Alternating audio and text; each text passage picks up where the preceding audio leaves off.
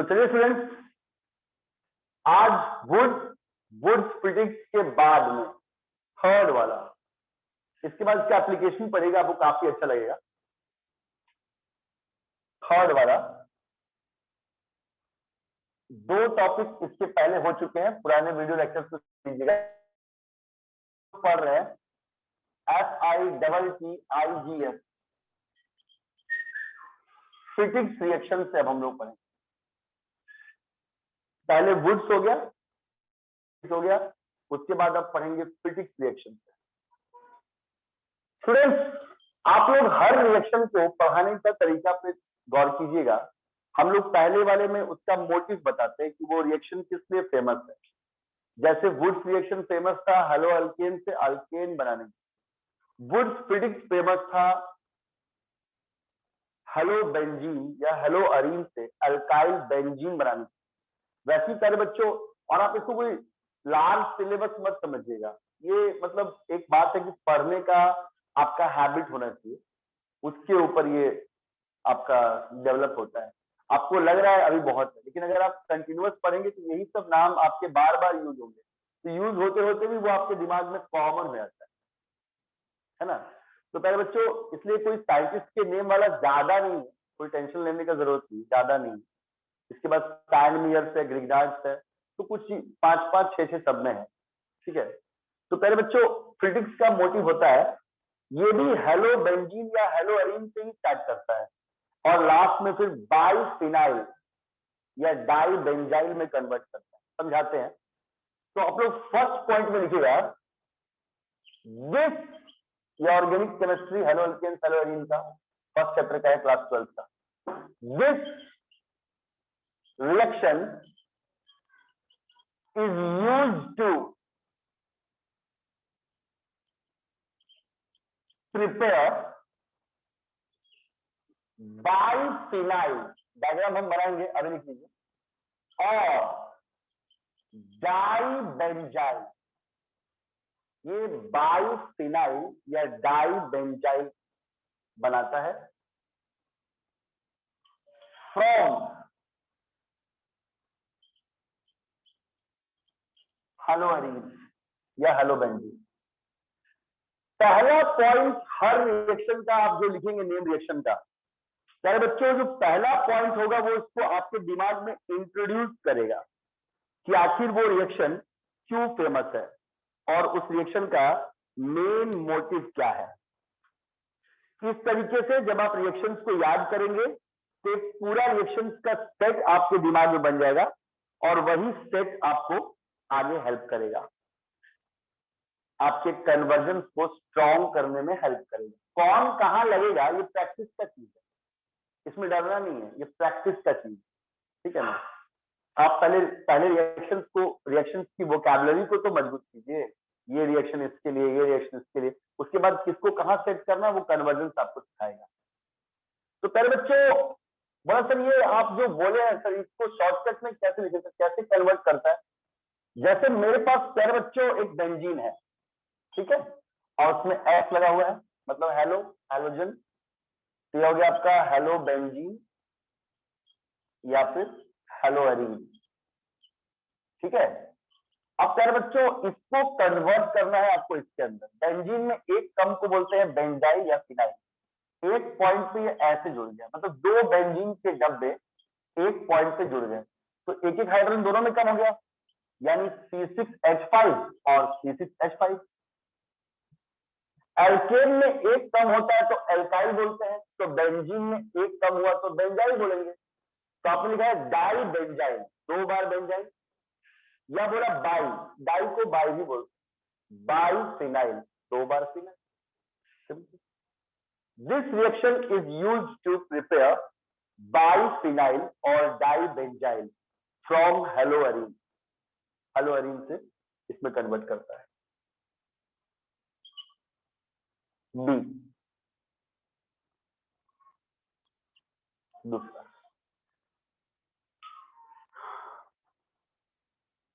दूसरा पॉइंट आपको डिटेल करता है, टॉपिक को डिटेल में ले जाता है और ये आपको बताता है कि कैसे रिएक्शन हो रहा है।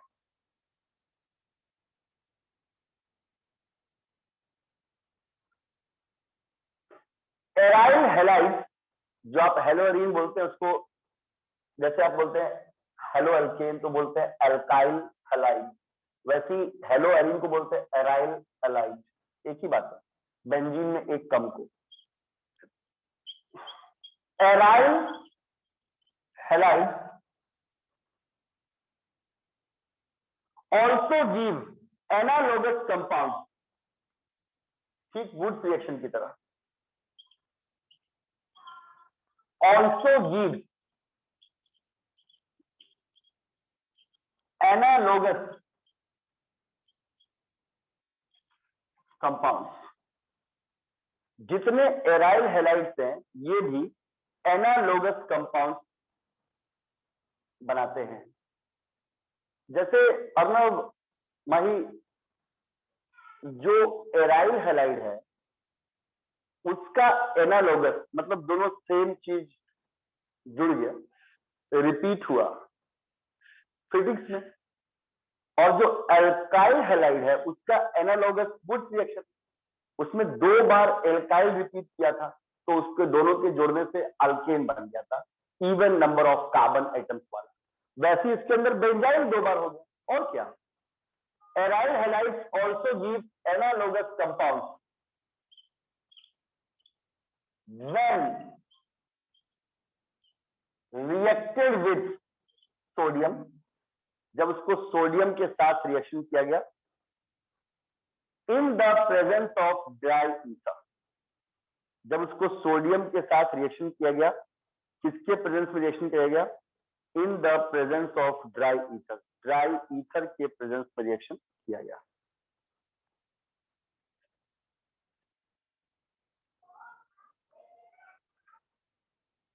Reaction with sodium in the presence of dry ether, in the presence of dry ether, बिल्कुल सेम रिएक्शन है। जो बात बोलेंगे उस बात को अर्णव सिन्हा गौर कीजिएगा, ये एनालोगस क्या वर्ड है, इस वर्ड को हम क्लियर कर देंगे आपको।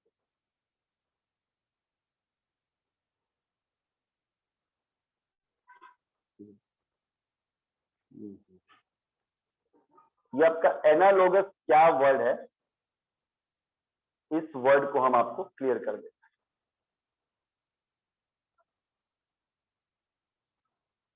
चलिए स्टूडेंट्स,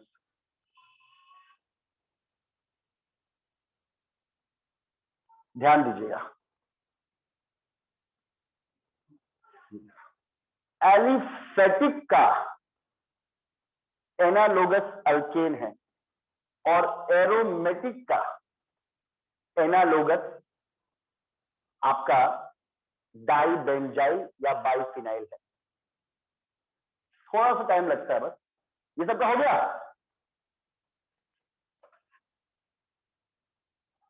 चलिए अब अपनी बात को हम समझाते हैं। देखिए पहले इस रिएक्शन को देखेंगे, उसके बाद नोट में इस बात को समझेंगे। पहले इस रिएक्शन को देखिए, आपके पास एराइल है मतलब बेंजीन में एक कम है, और हैलाइड में आप कोई भी लगा सकते हैं, क्लोरीन छोड़ दीजिएगा वो ज्यादा नेगेटिव है, तो तीनों में से कोई भी लगा सकते हैं आप, क्लोरीन, ब्रोमीन या आयोडीन। अब इसके अकॉर्डिंग इसका नाम क्या रहेगा, एराइल क्लोराइड। बेंजीन में एक कम एराइल क्लोराइड, या इसका नाम क्या होगा, क्लोरोएरीन। क्यों बोलेगा सर, क्लोरो बेंजीन भी बोल सकते हैं ना? हम बोल सकते हैं, आपको तो मालूम है जो एरीन होता है उसी को बेंजीन बोलते हैं। अब सर बच्चों आपने क्या किया कि इसको सोडियम के साथ रिएक्शन किया और यही चीज दोबारा रिपीट हो गया ना, तो फिर ये ऐसे था और इसके अंदर वही क्लोरीन आ, ठीक है।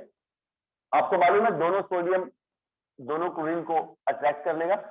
रिएक्शन किसके प्रेजेंस में होगा, वही ड्राई ईथर या ईथर के प्रेजेंस में होगा, और ये 2Na2Cl निकल जाएगा बाहर, और ये दोनों जो बेंजीन का रिंग एक ही साथ जुड़ गया, एक ही चीज 2 बार रिपीट किया, एनालोगस, और प्लस बाहर निकल गया 2NaCl।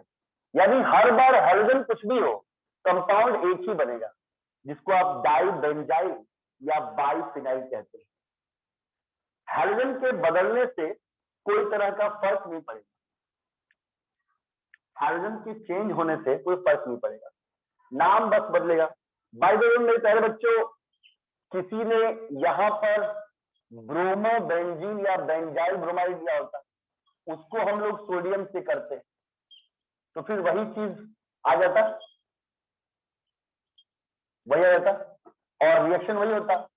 In the presence of catalyst सबका सेम है, यानी वुड तो वुड स्फटिक्स हो या फिटिक्स हो, तीनों में रिएजेंट सोडियम है और in the presence of dry ether या ईथर है। यहां भी दो सोडियम जो है वो दोनों ब्रोमीन को अट्रैक्ट कर लेगा और यहां भी वो दोनों बेंजीन का रिंग आपस में जुड़ेगा, तो डाई बेंजाइल या बाइफिनाइल होगा 2NaBr।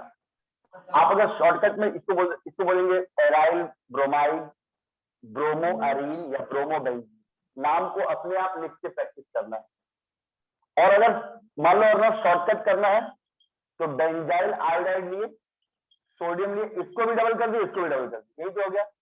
In the presence of कर दिए ड्राई ईथर, फिर 2Na और 2I निकल जाएगा और ये दोनों जो बेंजीन का रिंग है ये आपस में जुड़ गया, प्लस बाहर निकल गया 2NaI।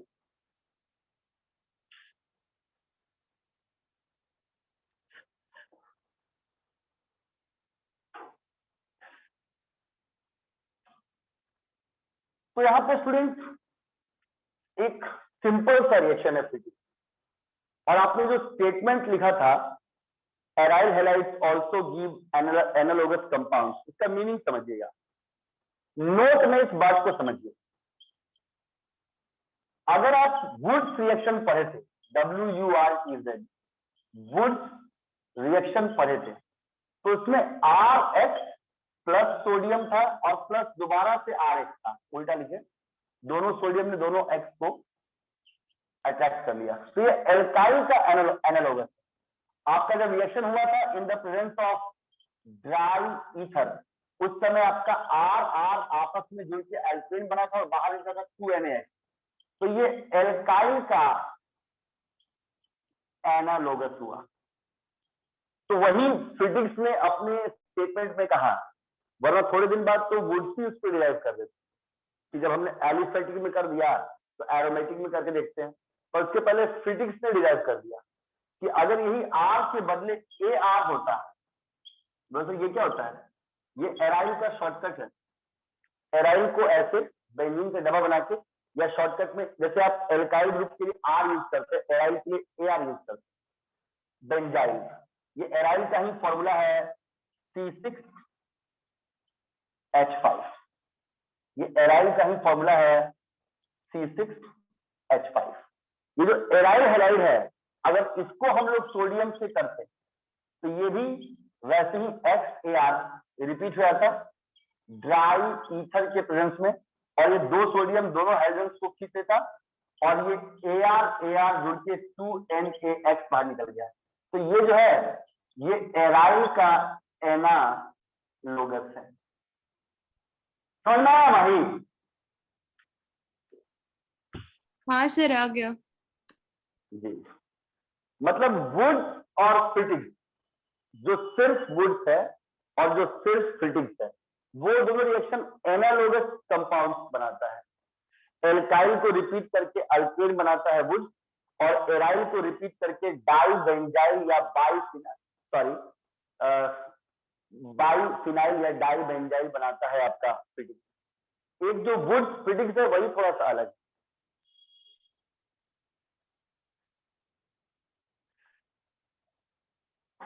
तो जब भी प्यारे बच्चों, जब भी आप केमिस्ट्री में आपसे तीनों रिएक्शन पूछेगा, इस तीनों में से तो कोई में आपका गलती कभी होना नहीं चाहिए। इस तीनों में कभी भी आपका कोई गलती नहीं होना चाहिए। ये फुल मार्क्स का है आपका, वुड्स फिटिक्स और फिर सिर्फ फिटिक्स, वुड्स फिटिक्स और फिर सिर्फ फिटिक्स। चलिए प्यारे बच्चों,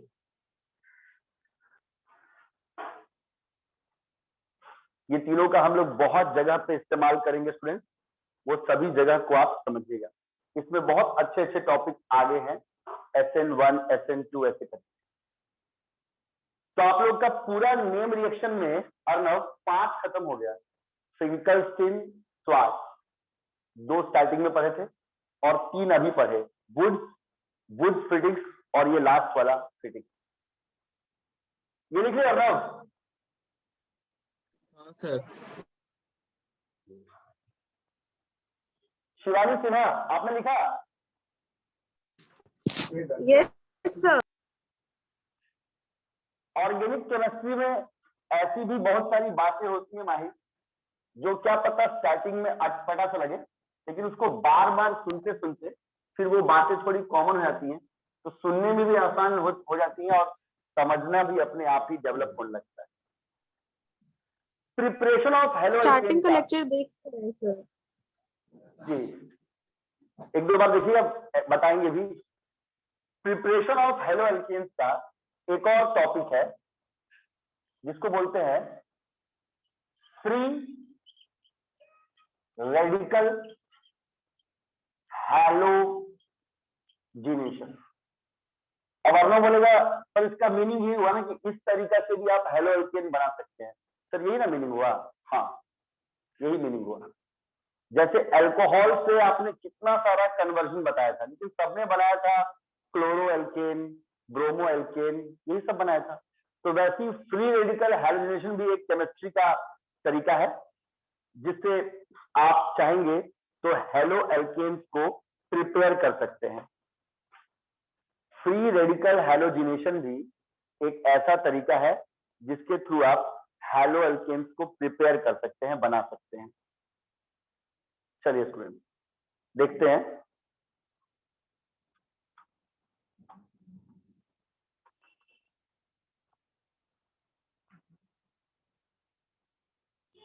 फर्स्ट में मेथड में क्या होता है वो तो हम आप लोग सबको मालूम है। मेथड में कैसे क्या रिएक्शन होगा ये तो हम लोग बाद में पढ़ेंगे।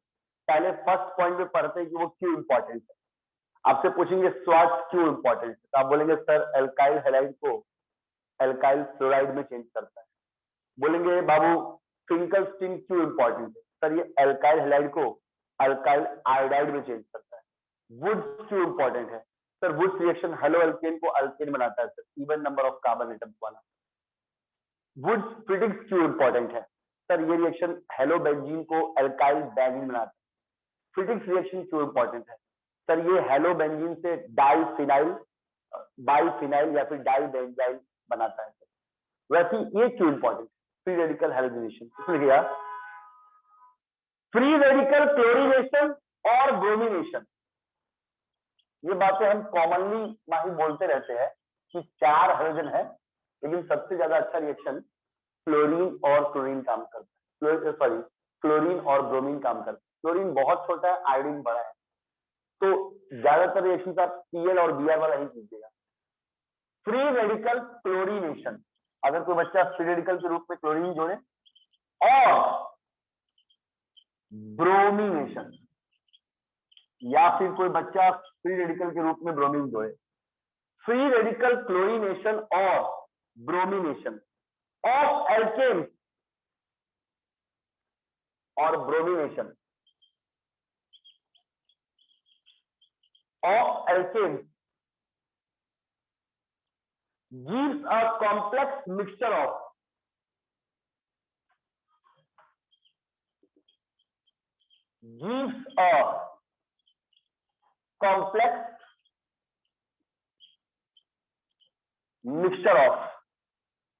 अगर आपने ऐसा किया तो आपको एक कॉम्प्लेक्स मिक्सचर मिलेगा।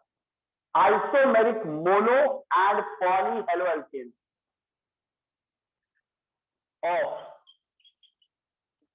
Isomeric mono and poly halo alkane. पहले आप लोग आराम से लिखिए, कॉन्सेप्ट के बारे में टेंशन स्टूडेंट ना लें।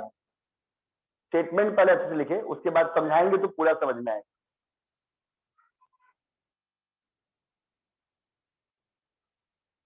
चलिए, बोला सर ये बात तो समझ में आ गया कि आप फ्री रेडिकल हैलोजिनेशन 2 बढ़िया करता है, मतलब रेट ऑफ रिएक्शन अच्छा है।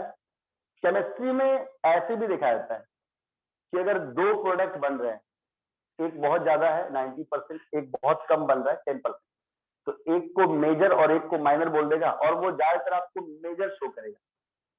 तो जो स्टूडेंट पढ़ता है वो लोग सोचता है कि एक ही प्रोडक्ट बना, लेकिन नहीं, उसके अंदर होता दो है, एक मेन प्रोडक्ट मेजर और बाई प्रोडक्ट में माइनर, और शो करते हैं मेजर। और एक ऐसा भी होता है कि रिएक्शंस में कि कोई रिएक्शन जिसका काइनेटिक्स अच्छा है, बहुत जल्दी बन जा रहा है ना, उसको वो लोग शो करता है। और जो रिएक्शन अब 4-5 दिन में हो रहा है उसको वो लोग शो ही नहीं करता, या मतलब उसका केमिकल काइनेटिक्स स्लो है, बहुत रेट ऑफ रिएक्शन बहुत स्लो है, टाइम बहुत ज्यादा लग रहा है, तो उसको भी वो लोग शो नहीं करता। ऐसा नहीं है कि फ्लोरीन या आयोडीन नहीं करेगा, पर कंडीशंस बहुत विग्रस होगा। विग्रस बोलने का मतलब है कि बहुत ज्यादा टेम्परेचर, बहुत ज्यादा प्रेशर लगेगा। तो वो सब स्टूडेंट को क्यों सिखाएगा जब इजीली उसका बन ही जा रहा है। अब अर्नव बोलेगा सर तो क्लोराइड और ब्रोमाइड ही ना बना, तो अर्नव तो खुद ही पढ़ा है, अगर क्लोराइड ब्रोमाइड भी मिल जाएगा तो आयोडाइड या फ्लोराइड में तो कन्वर्ट ही हो जाएगा। कैसे कैसे अर्नव? सर आयोडीन में सर उससे होगा फ्रिंकलस्टीन से, और फ्लोरीन में सर स्वार्ट्ज रिएक्शन से। बस यहाँ पे बात, मेरा मुद्दा खत्म है, तो मैं चिंता क्यों करूं? मैं चुपचाप से उसको क्लोरीनेशन ब्रोमिनेशन पढ़ के और आगे सब अपना वर्क कर लूंगा। मेरे को अगर चाहिए होगा फ्लोराइड या आयोडाइड तो कन्वर्ट करने के लिए मेरे पास कोई रिएक्शन याद है। इसीलिए ज्यादातर रिएक्शन जो इजीली होते हैं वो फ्लोरीन और ब्रोमीन में होते हैं। तो ज्यादा पढ़ाई आप जब पढ़ेंगे सोचेंगे फ्लोरीन आयोडीन का सर हमारे नाम ही नहीं लेते, इसलिए ज्यादातर फ्लोराइड्स या क्लोराइड्स या ब्रोमाइड्स में ही हम लोग पढ़ाई करते हैं। बस सर ठीक है, ये आपका ऊपर वाला बात समझ गया सर। फ्री रेडिकल में आपने क्यों लिखा क्लोरीनेशन या फिर लिखा ब्रोमिनेशन, क्यों लिखा समझ गए, आप एल्केन में कर रहे हैं। और आपको तो ये क्या लिखा है, it gives a complex mixture of isomeric mono and poly halogen alkane. इसका मीनिंग क्या हुआ सर? इसका क्या मीनिंग हुआ सर ये बताइए। इसका मीनिंग ये हुआ, अगर हम लोग मोनो हेलो एल्केन्स को देखते हैं, मोनो हेलो एल्केन्स, तो एक मेरा नाम है 1 ब्रोमो ब्यूटेन, 1 2 3 4, 1 पे लग गया ब्रोमो। चलिए, और इसी का आइसोमर एक बनेगा। आइसोमर का मतलब होता है which have same molecular formula but the structure is slightly different. कुछ ना कुछ बात पे उसका स्ट्रक्चर अलग हो ही जाएगा। तो एक 1 ब्रोमो बन गया और एक 1 के बदले बस लग गया 2, एक बन गया 2 ब्रोमो ब्यूटेन। इसमें भी 1 2 3 4 ही लगा, पर ये ब्रोमीन अच्छी बात 2 पे लग गया। तो बोलेगा सर ये है क्या? ये दोनों को आप आइसोमेरिक मोनो हेलो एल्केन्स बोले। दोनों में हाइड्रोजन तो एक ही है। आपने on the basis of number of hydrogen items पढ़ा था कि या तो मोनो होता है, नहीं तो डाई होता है, नहीं तो ट्राई होता है। आप याद कीजिएगा, क्लासिफिकेशन ऑफ हेलो एल्केन्स के टॉपिक में पुराने वीडियो लेक्चर्स में आप सुनिएगा, ये बात बताया हुआ है। तो प्यारे बच्चों, ये दोनों मोनोहेलाइड है ना, एक 1 ब्रोमो ब्यूटेन है, एक आपका 1 ब्रोमो ब्यूटेन है, और एक आपका 1 ब्रोमो ब्यूटेन है और दूसरा आपका 2 ब्रोमो ब्यूटेन है। ठीक है, ये दोनों आपका, ये जो दोनों है, ये दोनों का दोनों आपका मोनोहेलाइड्स है, लेकिन वो दोनों आइसोमर है बिकॉज इसका, ये दोनों आइसोमर्स है बिकॉज इसका दोनों का पोजीशन डिफरेंट है ना। इसका ब्रोमीन जो है वो 1 पे है और इसका जो ब्रोमीन है वो 2 पे। तो ये दोनों आइसोमेरिक हो गया, ये वर्ड ही चलेंगे, आइसोमेरिक मोनोहेलो एल्केन। और जो पॉली, ऐसे पॉली में हाइड्रोजन 2 से ज्यादा होना चाहिए माही, लेकिन केमिस्ट्री ने डाईहेलाइड्स को भी पॉली हेलो एल्केन्स में ही काउंट किया है, डाई से ऊपर, 2 और 2 से ऊपर वाले दोनों को। अब इसमें मान लीजिए कि मेरे पास एक ऐसा स्ट्रक्चर होता, मतलब ये डाई ऑब्लिक पॉली हेलो एल्केन्स के बारे में है, डाई या ऑब्लिक पॉली, और इसके अंदर भी आइसोमेरिक वाला वर्ड लगा होगा, आइसोमेरिक डाई या पॉली हेलो एल्केन। अब जैसे एक का नाम है 1 1 डाई ब्रोमो ब्यूटेन, 1 2 3 4, और 1 पे ही दोनों है, 1 पे ही 2 बार ब्रोमीन लगा हुआ है। ऐसे को जेम भी बोलते हैं। और एक इसका आइसोमर है जिसका नाम है 1,2 डाई ब्रोमो ब्यूटेन, 1 2 3 4, एक 1 पे ब्रोमीन लगा हुआ और एक 2 पे लगा हुआ।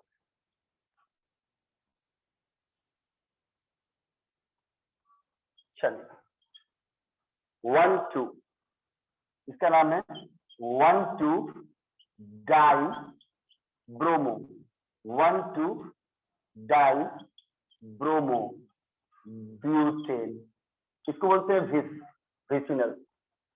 एक ही कार्बन से अगर दोनों हाइड्रोजन अटैच है तो उसको जेनिमल बोलते हैं, शॉर्टकट में जेन। और अगर एक के बाद एक एडजेसेंट कार्बन एटम से दोनों एडजस्ट तो विसिनल बोलते हैं। ये दोनों डाई हैलाइड्स है, पर ये आइसोमेरिक है।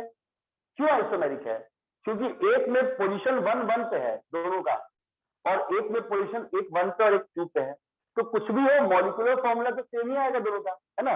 अगर इन दोनों का मॉलिक्यूलर फॉर्मूला आप लोग गिन के लिखेंगे 1 2 3 4, हाइड्रोजन 1 2 3 4 5 6 7 8 और Br2 C4H8 Br2, इसका भी वही आएगा, इसका भी गिनेगा, इसका भी वही आएगा C4H8 Br2। Both compounds have same molecular formula but structure is different. तो जब कोई बच्चा फ्री रेडिकल हैलोजिनेशन करेगा, जब कोई बच्चा फ्री रेडिकल हैलोजिनेशन करेगा तो उसको फायदा ये होगा कि वो एक साथ दोनों बना लेगा। जब कोई बच्चा फ्री रेडिकल हैलोजिनेशन करेगा तो वो एक साथ दोनों बना लेगा, मोनोहैलाइड्स भी बनाएगा, और सॉरी आइसोमर, मोनोहैलाइड्स में आइसोमर बनाएगा 2, या पॉलीहैलाइड्स का भी 2 आइसोमर बनाएगा, एक साथ 2 बनेंगे। इसलिए ये रिएक्शन थोड़ा अलग है। ये आइसोमेरिक मोनोहैलाइड्स का एग्जांपल है, और ये आइसोमेरिक डाई या पॉलीहैलाइड, पॉली में 3 हो जाएगा, और पर दोनों में वो जो तीनों ब्रोमीन का पोजीशन है वो अलग अलग होगा। आया ना? Yes sir.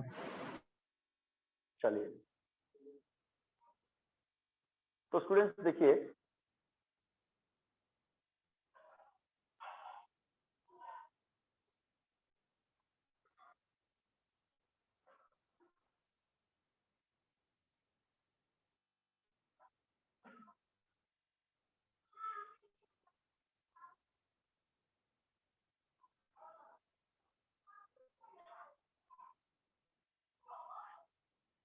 चलिए आगे बढ़िए। पॉइंट नंबर 2,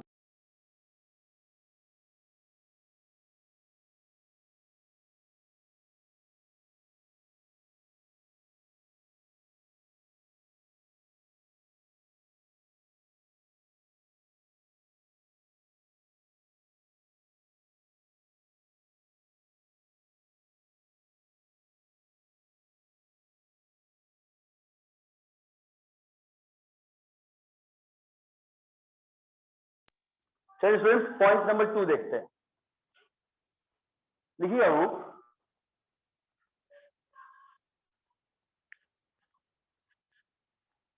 पॉइंट नंबर 2 में these isomers cannot be separated as pure compounds। ये इतना ज्यादा मिक्स होता है कि आप इसको मतलब सेपरेट करना बहुत ही मुश्किल होता है। डिफिकल्ट टू सेपरेट लिखिएगा, बेटर रहेगा। ये वाला हो गया ना माही शिवानी? हाँ सर। चलो, और आइसोमर ये सब वर्ड समझते ही है, बस ये आइसोमर में बोल देगा मोनो, आइसोमर में बोल देगा आइसोमेरिक पॉली, वर्ड चेंज कर देगा। अब एक पॉइंट नंबर 2 है, these isomeric halides, these isomeric halides are difficult to separate as pure compounds, are difficult to separate as pure compounds. ये जो आइसोमेरिक हैलाइड्स है ये बहुत ही डिफिकल्ट है कि हम इसको प्योर कंपाउंड्स में मतलब एकदम अलग अलग आराम से कर सकते हैं, बहुत मुश्किल से सेपरेशन होता है इसका। आप एक एग्जांपल देखिएगा, आपके पास सिर्फ एक एल्केन है C4H10 जिसको आप पहले पढ़ रहे ब्यूटेन। अब देखिए अगर आप इसको क्लोरीन गैस से रिएक्शन करते हैं in the presence of UV ultraviolet या फिर सनलाइट, अगर आप इसको क्लोरीन गैस के साथ रिएक्शन करते हैं इन द प्रेजेंस ऑफ